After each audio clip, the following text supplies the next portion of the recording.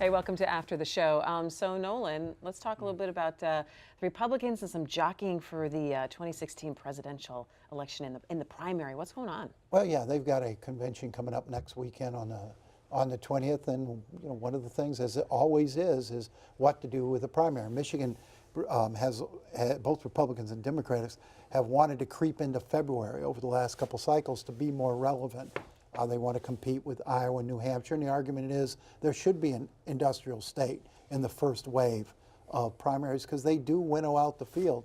Well, every time they do it, they get smacked, they lose half their delegates, and they don't want to go through that again. So the question is, they're going to be debating coming into their convention is whether they go March 1st or March 15th. March 1st is like the first date they can go outside of February.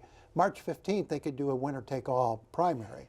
And that's a pretty big prize to dangle in front of candidates. Yeah, but how can Michigan make the argument that they should be the Midwestern state in that pack that's relevant for the Republicans, especially since they really haven't had a strong Republican poll in a while? Well, but if you look at the history of this primary and primary voter behavior in Michigan, not just on the Republican side, but even on the Democratic side, you get some really interesting results. The person who ends up with the nomination almost, or I should say very rarely, wins Michigan.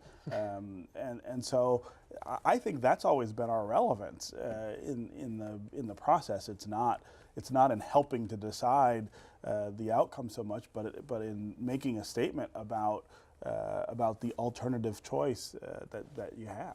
Well, they go out to Iowa and they milk a lot of cows. I mean, the cows get calluses on them by the time.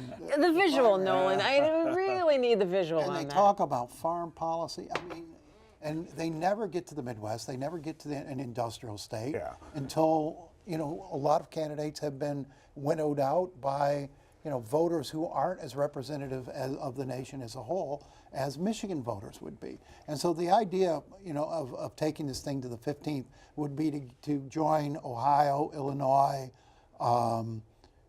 Indiana, maybe Wisconsin, and create sort of a super Midwest primary and let the heartland voters speak. Those are the voters that these candidates will be going after in November, and I think it would be a very there's no question right. that the way that we do the primaries now doesn't really work.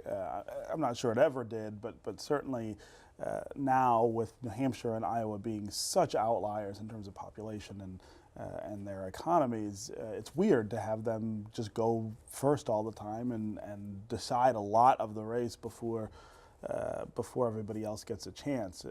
I still would like to see a more coordinated national approach to the primary system that would maybe rotate the states who go first, pair West Coast primaries with Midwest and Southern, so that you get a more... And group states. Right, so that's right. You don't have everybody campaigning in Iowa for a year and a half. That's right. And then boom.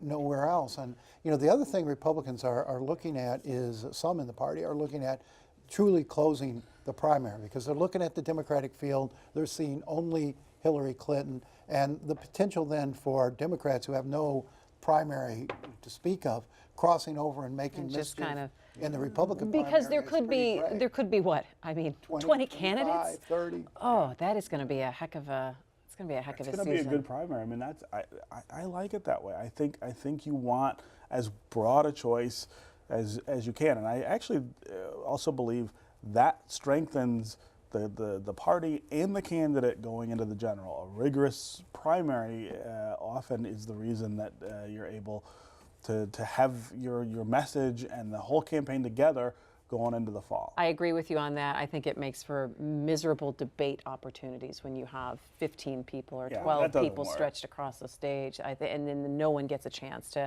have a real dialogue. So I think that's going to be hard.